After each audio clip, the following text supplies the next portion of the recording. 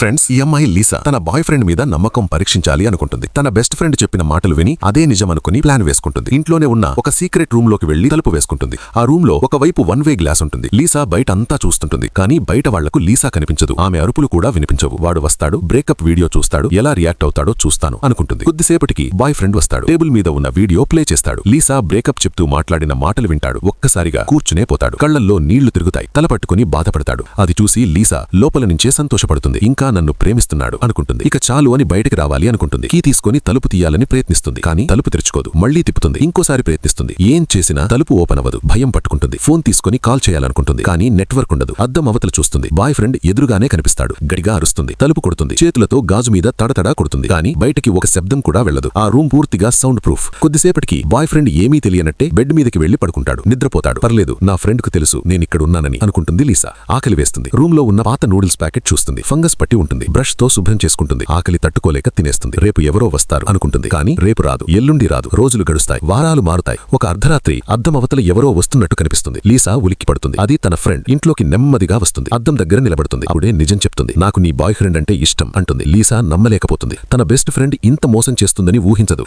అద్దం అవతలే boy friend వస్తాడు. ఇద్దరూ దగ్గరవుతారు. అది చూసి లీసా పిచ్చిగా అవుతుంది. తల గోడకి కొట్టుకుంటుంది. అరుస్తుంది. రోజులు వారాలవుతాయి. వారాలు నెలలవుతాయి. ఇప్పుడు లీసా ఒక్కటే ఆలోచిస్తుంది. నేను ఇంకా బతికే ఉన్నానా? ఒకరోజు మళ్లీ ఫ్రెండ్ వస్తుంది. అద్దం ముందు నిలబడి అడుగుతుంది. నిన్ను బయటకు తీస్తే పోలీసులకు ఫోన్ చేస్తావా? లీసా గడిగా తల ఊపుతుంది. చెయ్యను అంటుంది. కానీ ఫ్రెండ్ తలుపు తీయదు. నవ్వుకుంటూ వెళ్లిపోతుంది. 2 నెలల తర్వాత లీసా అమ్మకి అనుమానం వస్తుంది. నా కూతురు ఇలా చెప్పకుండా వెళ్లదు అనుకుంటుంది. అదే రాత్రి బాయ్ ఫ్రెండ్ బాత్రూమ్ కి వస్తాడు. పైపులో నీళ్లు వింతగా జారుతున్నట్టు గమనిస్తాడు. నెమ్మదిగా పిలుస్తాడు. లీసా. అప్పుడే పైపు లోపల నుంచి చిన్న శబ్దం వస్తుంది. అతనికి అర్థమవుతుంది లీసా ఇంట్లోనే ఉందని. అద్దం మీద తడతడా కొడతాడు. ఖాళీ శబ్దం వస్తుంది. పక్కనే ఉన్న ఫ్లవర్ పాట్ తీసుకుంటాడు. కొట్టబోతాడు. అంతలో ఆలోచన వస్తుంది. లీసా బయటకి వస్తే అన్నీ బయటపడతాయి. నా రిలేషన్, నా పేరు, నా డబ్బు అన్నీ పోతాయి. ఫ్లవర్ పాట్ కింద పెట్టేస్తాడు. నెమ్మదిగా వెళ్లిపోతాడు. లోపల ఉన్న లీసా ఆ క్షణంలో తన చివరి ఆశను కూడా కోల్పోతుంది.